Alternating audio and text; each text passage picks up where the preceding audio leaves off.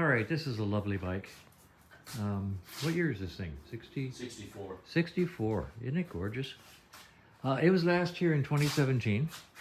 It's got a few tiny foibles that we're going to work on. It's leaking a little oil from the speedometer drive, which on this early model is into the transmission. I'll look at the parts list and see what can be done to seal that. Frankly, it's notorious. The cables tend to go into the bottom of the transmission and fill up with transmission oil and then leak. So we'll look at that. Put new rubber here, a little scrunchie. Oh, might put a new rubber here, it'd be prettier. Little oil leak up here at the rocker box. You can see that, just a little bit. We'll fix that. This lock isn't right. We'll fix that.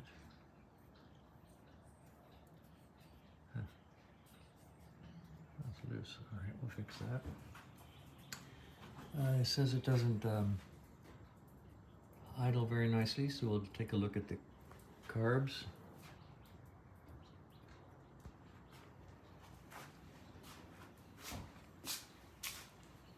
Foot peg tends to fall down. They do that. We'll try to shim that up. Put a rubber onto the center stand. Let's see. Said maybe a oil leak at the forks, but I don't see any oil. We'll check that. It's a lovely bike. It really is a lovely bike. It's just not ridden enough. Okay, I don't see an oil leak up here. Boots are in good condition. The spring, I'll show you something on the side stand spring. At some point in its life, somebody hit a speed bump and bent this little spring holder back.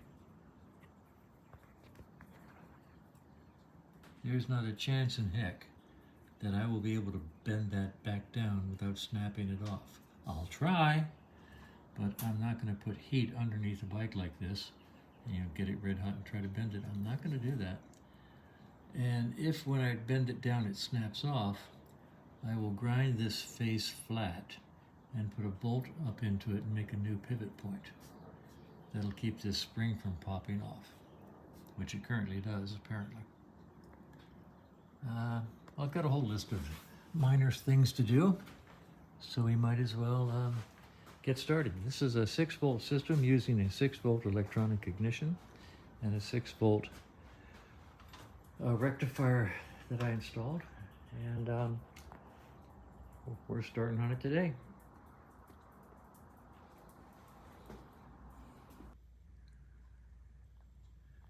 All right, I cut the old, actually I didn't need to cut it off. I tried to straighten it and the little spring retainer head just broke right off. It was bent over. I cleaned it off flat. I drilled it. I took a heavy-duty nail, cut it down short, and covered it with epoxy and drove it up into the hole so it's swedged and epoxied, and it seems to work just fine. So it'll hang in there. I'll touch up the little bit of black paint in a minute, and it'll hang in there until the next speed bump comes along. So far, so good. All right, I've got the passenger peg off. I'll order a new spring and spacing washers. That'll fix that. We sealed the jet blocks on the monoblocks, and they have gas in there now, so they should swell up and seal. I rearranged this cable holder so it looks better. I like that. Took the whole left side exhaust system off and then put it back on in order to, let's go back here, in order to seal the, okay, how to get in here? The cap on the primary chain adjuster.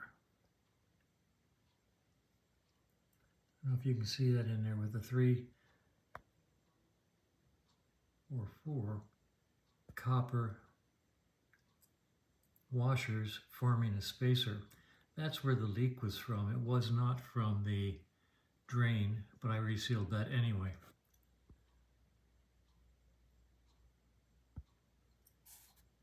So there's the drain. It wasn't leaking. Here's the adjuster cap, and it was leaking.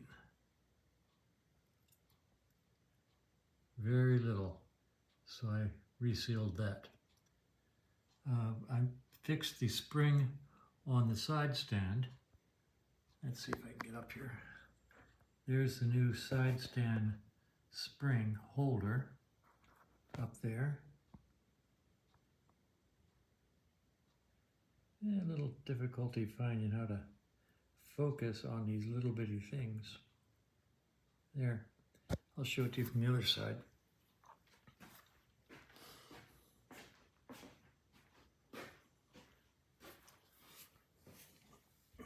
Okay, let's see, there it is. A nice new side stand spring holder.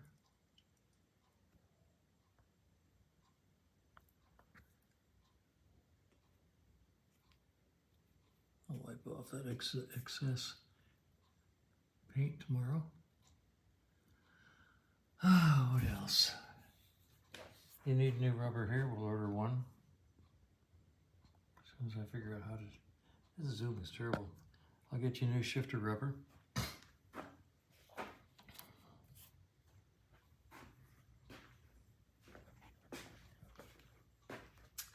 Battery's over here. I put a charge on it today. It took a good charge. So I'll put that back in.